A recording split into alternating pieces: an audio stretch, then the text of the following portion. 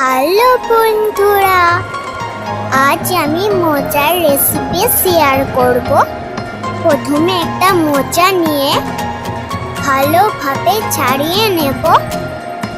ভালোভাবে ছাড়িয়ে নেওয়ার পর মোচায় থাকা সাদা অংশটি বাদ দিয়ে দেব। মোচাটাকে এবারে ভালোভাবে ছোট ছোট টুকরে কেটে নেব। তারপর একটা পাত্রে জল দিয়ে 1 চামচ নুন দিয়ে দেব।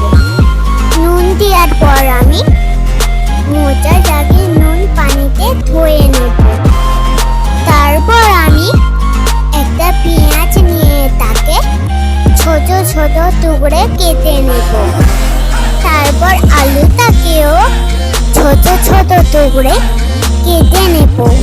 তারপর একটা সসপ্যানে কুচিয়ে রাখা আলু, কাঁচা ছোলা, কুচিয়ে রাখা মোচা, তারপর নুন, পরিমাণ মতন হলুদ দিয়ে তারপর জল দিয়ে গ্যাসে আমি সিদ্ধ করতে বসিয়ে দেব।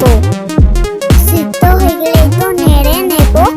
তারপর একটা কড়াই তেল দেব, কুচিয়ে রাখা পেঁয়াজ দেব, দুটো শুকনো লঙ্কা দিয়ে হালকা ভেজে নেব।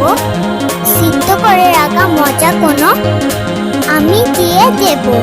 পরিমাণ মতো লঙ্কা গুঁড়ো, হলুদ গুঁড়ো, দুটো এলাচ দিয়ে ভালো করে নাড়াচাড়া করে নেব। তারপর 1 কাপ লিকুইড দুধ দিয়ে দেব। তারপর অল্প একটু চিনি দিয়ে দেব। ভালো করে নাড়াচাড়া করে নেব। তারপর একটা পাতিতে তুলে নেব। মোচাটা